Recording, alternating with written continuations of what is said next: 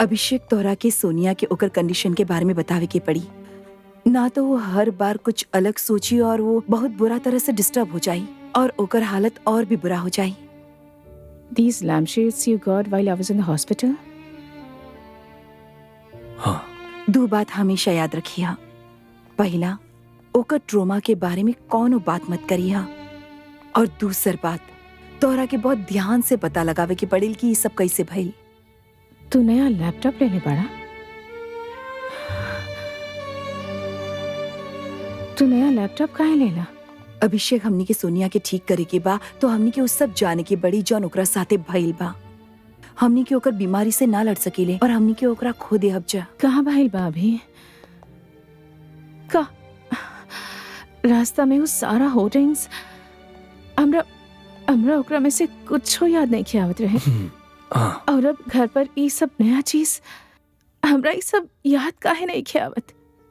हमरा का भइल बा? सोनिया, तारा सब कुछ अजीब लगा था काहे कि तू रेट्रोकेड अमनीसिया से जूझा था। 6 महीना की याददाश्त तार दिमाग से जा चुकल बा। हम जानत नहीं मुश्किल बा, लेकिन तारा हिम्मत से काम लेवे के होई। काहे ऐसन काहे भइल हमरा साथे? ये एक्सीडेंट हो सका था या फिर कोनो मेंटल ट्रॉमा। हमरा कोनो एक्सीडेंट भइल रहे? अभी ना। Oh my God! Oh my God!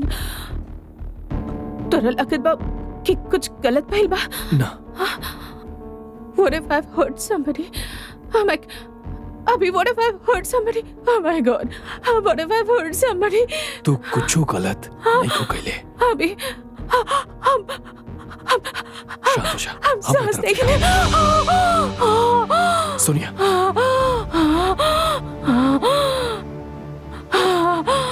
बस तनी गहरा सांस ला। अभी हमार बात सुन, हम जानत नहीं तारा के ये पैनिक अटैक बा। सांस नहीं ले हमार बात सुन। Oh my God! बैठ जा तू। Oh my God! सोनिया, हे। अभी ये बस को पैनिक अटैक बा। सोनिया, गहरा सांस ला, प्लीज। गहरा सांस ला, सोनिया।